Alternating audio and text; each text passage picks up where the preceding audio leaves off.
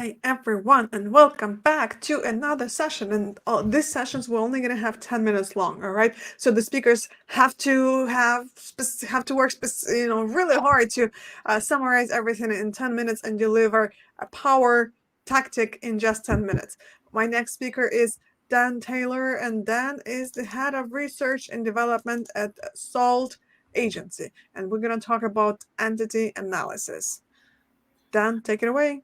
Thank you, Natalie, and hello to everyone for joining us. As Natalie has said, I've got 10 minutes to condense and kind of give something deliverable out of what is quite a complex topic. So I might talk quite fast. I might seem a little bit panicked at times.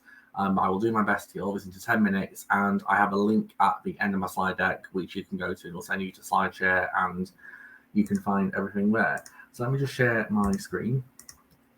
So as Natalie said, I'm going to be covering off basically how we can incorporate entity analysis into site topic optimization, but also to do it in a scalable way, in the sense that it's great having something which is complex and hard to explain, but without scalability, it's a time sink and it's relatively redundant and you can't get the most value out of it.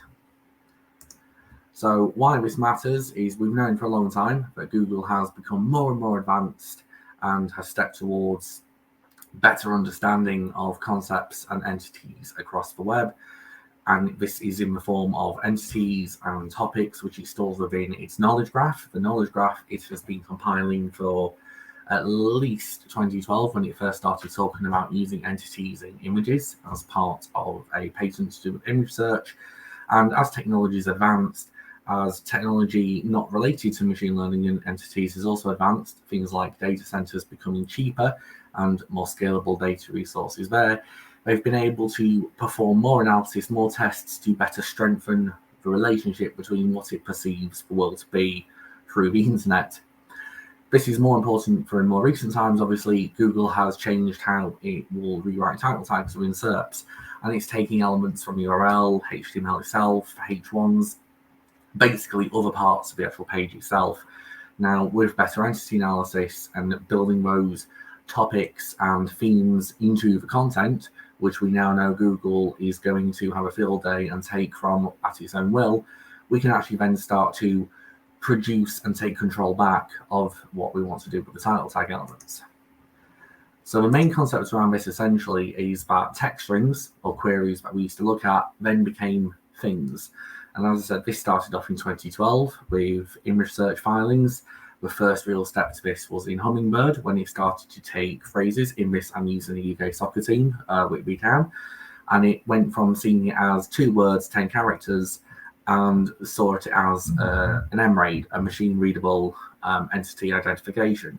In this instance, it's M09TK_9_K. But then with RankBrain, this fundamental work done by Hummingbird enabled them to go one step further and to go from seeing Whitby Town play football to MRAID play MRAID. And it was able to distinguish the relationship between them.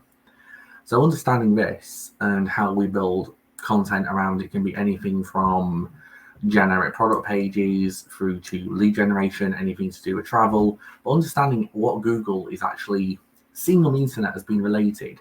Even a lot of this might be common sense, but just feeding it those breadcrumbs it wants and reaffirming that these relationships are what it believes, it will feel more confident in giving you these results.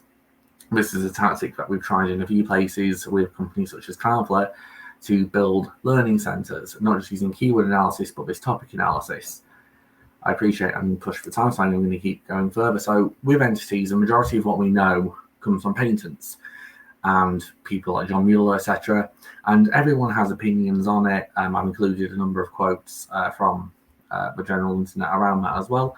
But importantly, what we know is Google will place context into question. So this is important for phrases with where, who, how, why, when, in relation to specific entities as to the kind of results and related topics it will bring back.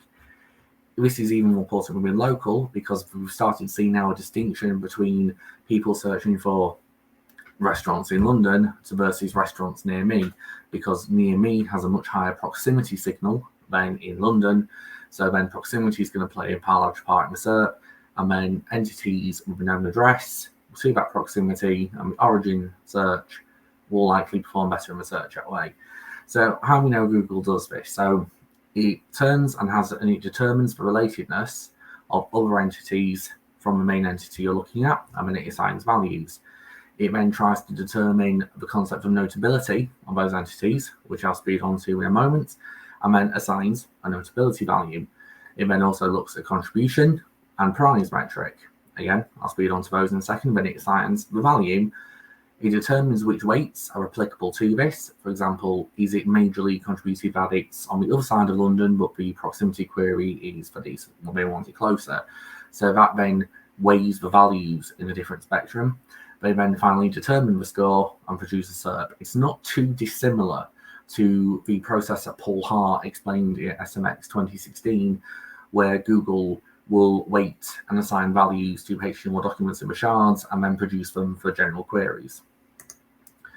So touching on these metrics, I just said they come from a 2015 patent, and they necessarily say that ranking of entities involves into 4 sections: relatedness, the notability, contribution, and prize. Now, relatedness, it's the coherence, basically, of how frequently on the internet the two are mentioned together, how often they link to each other, how often they're searched for together.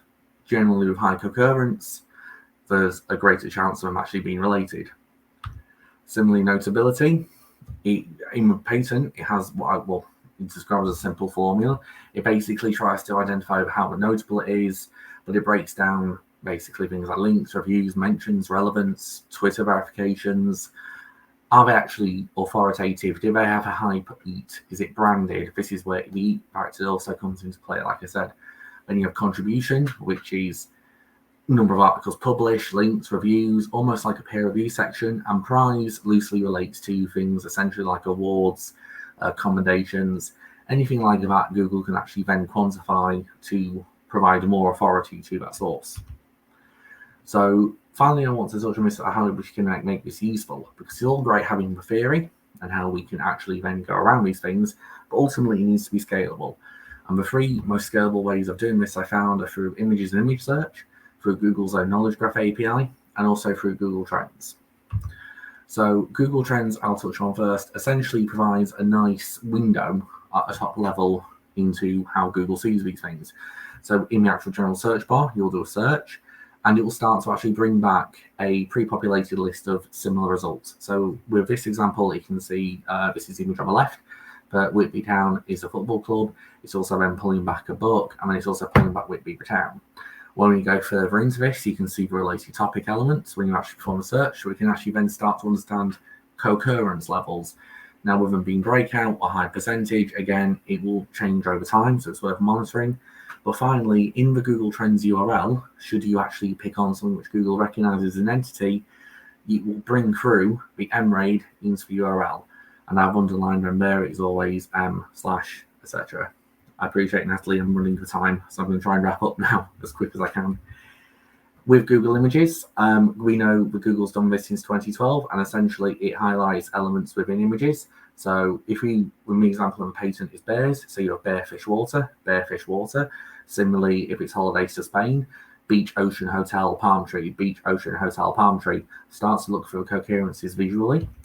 And then you can actually start to build out your own kind of node graphs on how they can actually relate and how you can build the content strategy around that. And similarly, in Google Search, you can also pull through the category tags that Google associates with this and start to build out more trees from there. Finally, the Knowledge Graph API, you can pull it through in its raw format, and you can also use tools like Entity Explorer, which will pull it through in a visual fashion, which you can then click through. And similarly, you can also export from Carl Henley's Knowledge Graph Search and have it in a table format with the mRAIDs. Thank you very much. I've tried to ram it into 10 minutes. Apologies for running slightly over, Natalie. As I said, connect with me on Twitter, LinkedIn, and you can find the slides at dantaylor.online/slides.